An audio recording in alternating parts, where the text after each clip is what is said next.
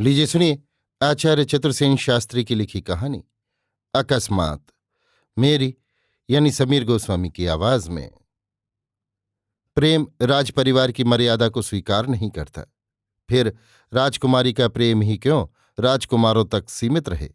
इस कहानी में एक राजपुत्री की गुप्त प्रेम की ऐसी ही झांकी प्रस्तुत की गई है जो अत्यंत सजीव हो उठी है। दो व्यक्ति सरपट घोड़ा दौड़ाए उड़े चले जाते थे।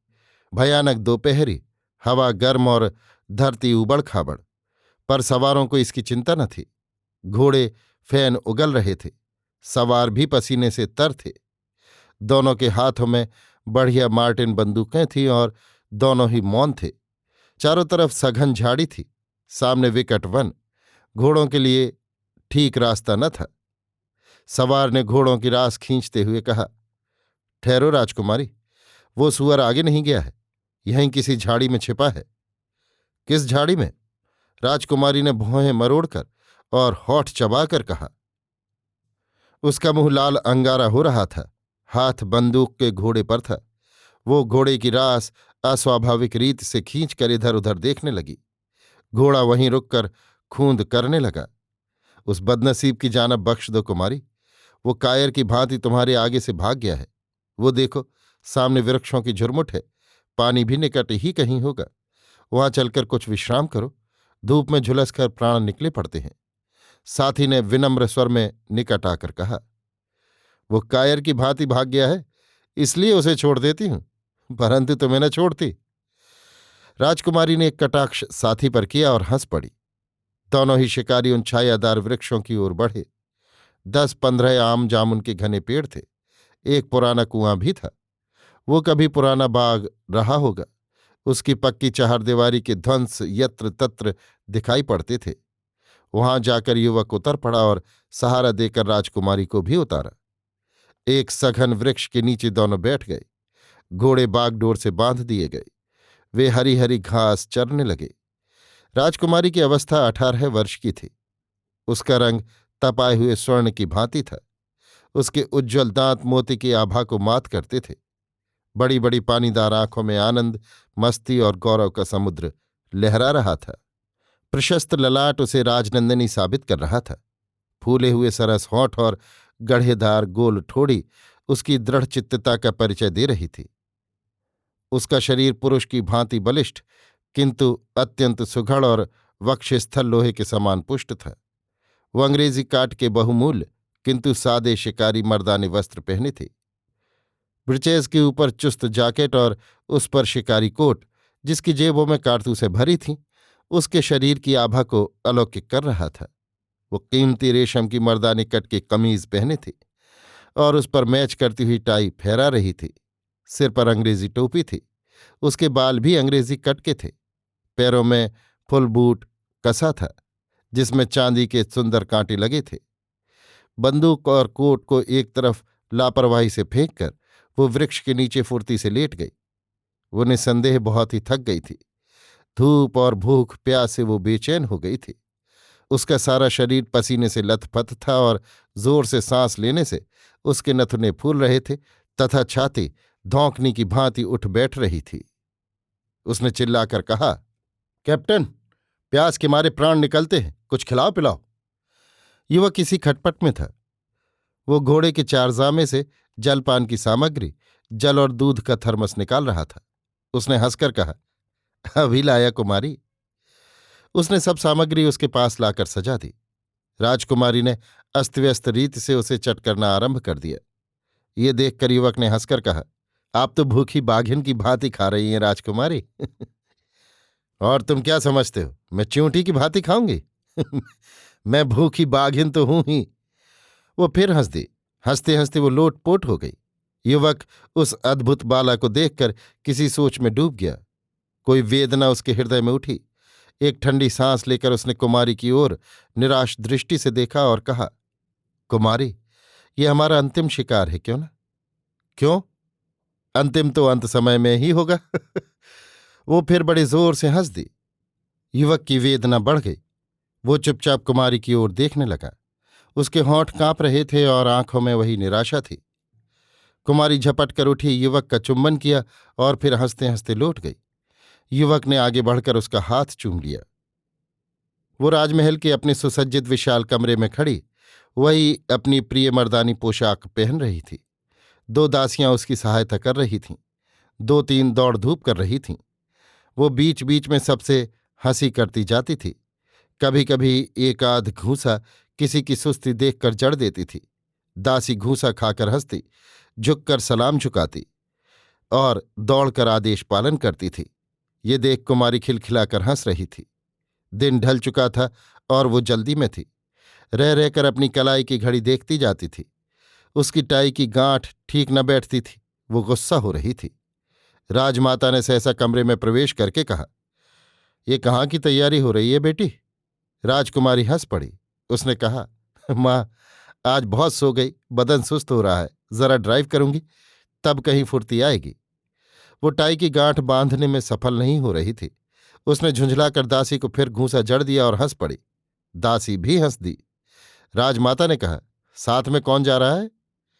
कैप्टन योगेंद्र है। क्यों? क्षण भर को उसकी उंगलियों की गति रुकी और उसकी आंखें भी चंचल हुईं। वो माता की ओर देख न सकी।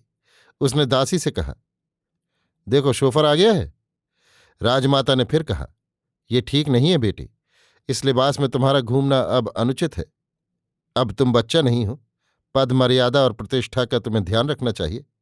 वे लोग आए हैं, क्या कहेंगे? कैप्टन। राजकुमारी को मानो एक विषाद की भावना छू गई, परंतु उसकी टाई की गांठ ठीक हो चुकी थी। उसने दासी को धकेल दिया और दौड़कर माता को आलिंगन कर चूम लिया। इसके बाद वो खिलखिलाकर हंस पड़ी और हरणी की भांति छलांगे भरती भाग गई। राजमाता की बात मुंह ही में रह गई। अपनी परम दुलारी बेटी का ये अलहड़ व्यवहार देखकर वो मुग्ध हो गई। उसके हृदय में बहुत सी बातें उदय हुई। उसने अपने दीर्घ वैधव्य के एक एक दिन स्मरण किए। वो राज वैभव न था जिसके बल पर महाराज की मृत्यु के बाद उसने अपना वैधव्य इतनी सरलता से भोगा। यही वो बेटी थी जो इसकी इकलौती बेटी थी, जिसे महाराज बेटा कहा करते थे। बेटे की भांति जिसका लालन पालन शिक्षा दीक्षा हुई। शिकार करने, निशाना लगाने, घुड़सवारी करने, तलवार और नेजा चलाने में, कुश्ती और कसरत में, मोटर चलाने में वो राज्य भर में सर्वश्रेष्ठ थी। स्त्रियोचित गुण और माधुर्य उसमें ईश्वर दत्त थे। चित्रकला में वो अंतर्राष्ट्रीय पदक प्राप्त कर चुकी थी। गायन और नृत्य में उसकी मिसाल मिलनी कठिन थी। हास्य विनोद उल्लास उसका प्रतिक्षण का धंधा था। वेदना और निराशा से उसका परिचय था या नहीं, नहीं कहा जा सकता। राजमाता क्षण भर खड़ी कुछ सोचती रही।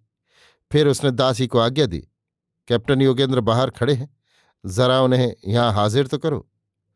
कैप्टन योगेंद्र ने कुमारी को सीढ़ियां पार करते देखा और मोटर का दरवाजा खोलकर खड़े हो गए। उनकी अवस्था 22 वर्ष की लगभग होगी। वे चुस्ती फौजी पोशाक पहने थे। उनका रंग अत्यंत गोरा, बदन छरहरा, रेखें पतली, गठन सुंदर और खड़े होने की छवि गौरवपूर्ण थी। वे राजवंश से ही संबंध रखते थे। वे कुमारी के बॉडीगार्ड के कैप्टन और अस्त्र संचालन के शिक्षक थे। कुमारी आई। उसने कैप्टन की ओर देखकर मुस्कुरा दिया। कैप्टन ने अदब से सिर झुकाया। राजकुमारी ने कहा, मैं स्वयं ड्राइव करूंगी, कैप्टन तो मेरे पास बैठना। इसके बाद उसने पुकारा, शोफर। शोफर ने दौड़कर कहा, हुजूर। इसी बीच सिपाही ने कैप्टन के निकट आकर कहा, सरकार को श्रीमती महारानी जी याद फरमा रही हैं। राजकुमारी ने सुना, चमकी। उसके हाथ मोटर के व्हील पर नाच रहे थे। उसकी मुस्कान अस्त हुई। कैप्टन ने झुककर कुमारी को सलाम किया, 2 कदम पीछे हटा और तेजी से महल में घुस गया। कुछ देर कुमारी ने प्रतीक्षा की। इसके बाद उसने मोटर को तीर की भांति छोड़ दिया। योगेंद्र, मुझे सब कुछ मालूम हो गया है।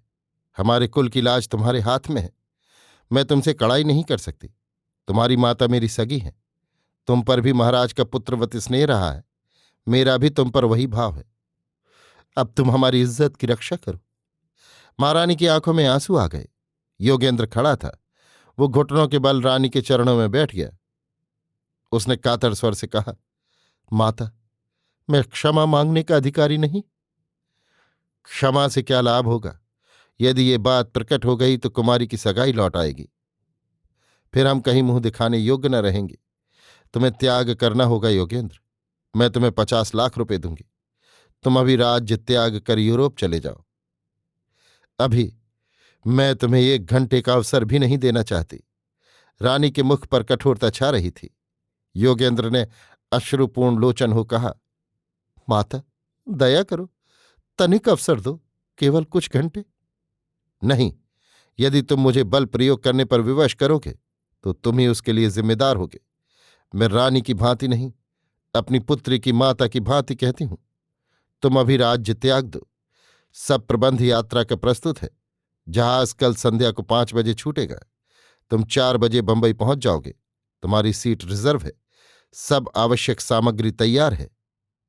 योगेंद्र क्षण भर सोचने लगा। वो उठकर खड़ा हो गया। धीरे धीरे वो तनकर सीधा खड़ा हो गया। उसने कहा, महारानी, मैं आपकी आज्ञा पालन नहीं कर सकता। आप मुझ पर राजशक्ति का उपयोग कीजिए। मैं मृत्यु का आलिंगन करने को प्रस्तुत हूं। वो उत्तेजित हो रहा था। राजमाता ने संयत स्वर में कहा, ये तो ठीक है, मैं तुम्हें सब भांति का दंड दे सकती हूं। तुम्हारी चुपचाप हत्या भी की जा सकती है। परंतु तुम क्या राजकुमारी की प्रतिष्ठा की तनिक भी परवाह नहीं करते? ऐसा करने से तो राजकुमारी के नाम पर धब्बा लगेगा।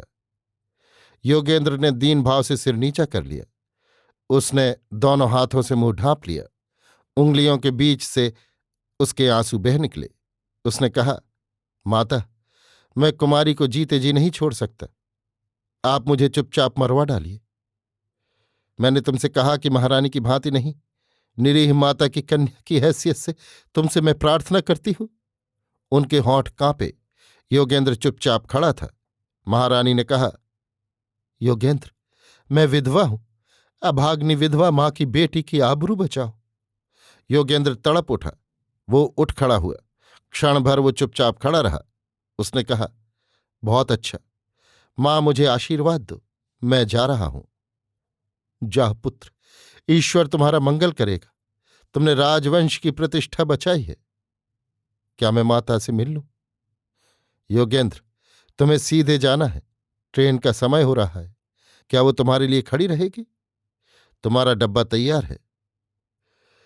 तब मैं सदैव को ये देश त्यागता हूं मां। सदैव को? प्रतिज्ञा करो।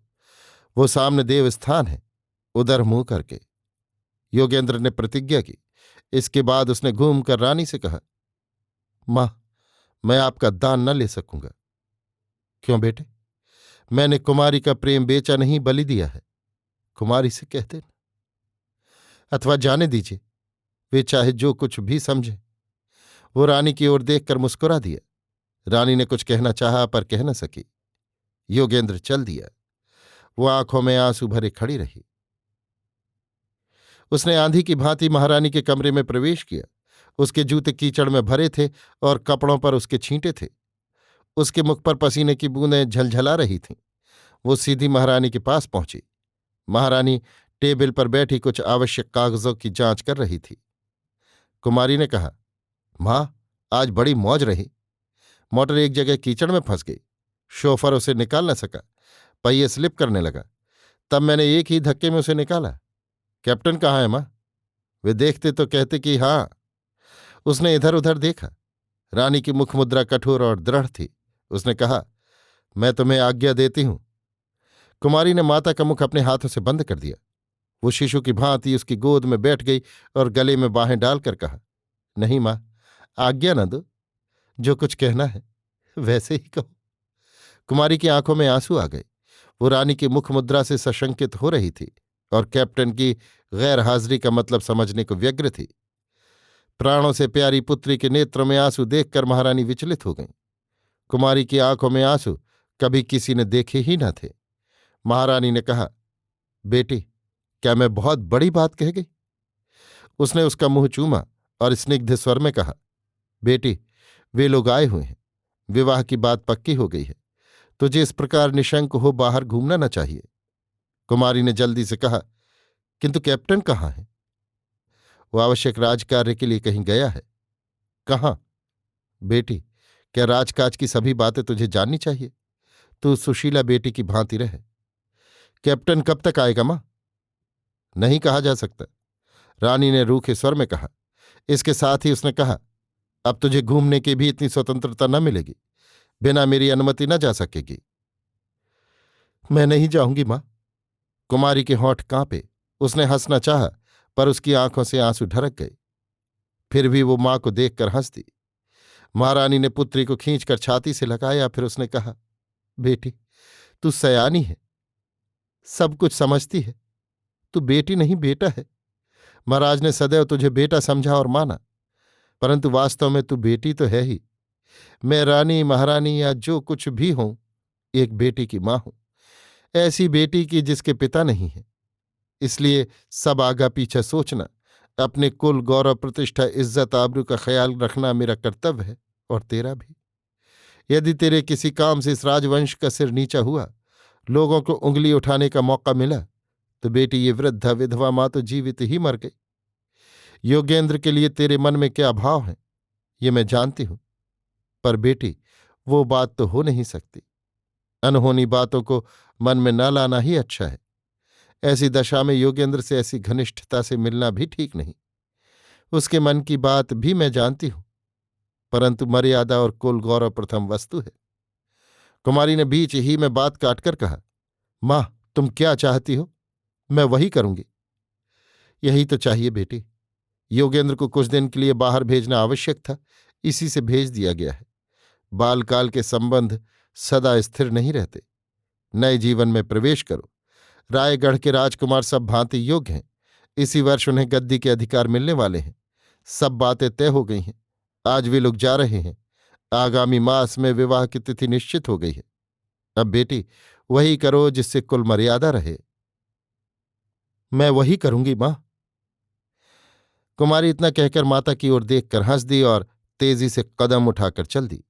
वो अपने कमरे में द्वार बंद करके एक तकिया छाती के नीचे लगा कौच पर पड़ गई। वो चुपचाप दिल भर कर रोई। राजमहल में तिल धरने को जगह न थी। विवाह की बड़ी धूमधाम थी। द्वार पर 50 हाथी, घोड़े, प्यादे इधर उधर घूम रहे थे। बड़े बड़े दरबारी इधर उधर दौड़ धूप कर रहे थे। मैदान कनातों, छोलदारियों और डेरे तंबुओं से भरा हुआ था। सैकड़ों प्रकार के लोग सैकड़ों कार्य कर रहे थे। सारा नगर सजावट से जगमगा रहा था। राज्य भर के कर्मचारी वहां हाजिर थे। प्रधानमंत्री और अन्य अमात्यगण अपने अपने सुपुर्द कामों को यत्न से कर रहे थे। महल के भीतर प्रांगण में महारानी भद्र महिलाओं से घिरी भांति भांति की आज्ञाएं दे रही थीं। पल पल पर संदेश आते थे। भांति भांति के प्रश्न हो रहे थे। आज ही कुमारी का विवाह था। संध्या हो चली थी। विवाह मंडप सजाया जा रहा था। 100 वेदपाठी ब्राह्मण वहां बैठे वेद पाठ और मंगल स्तवन कर रहे थे। चारों तरफ भांति भांति के बाजे बज रहे थे। राजपुरोहित विवाह सामग्री याद करके मांगते और संग्रह करते जाते थे। उनकी 5 उंगलियां घी में थीं। सेवकगण बड़बड़ाते और काम करते जाते थे।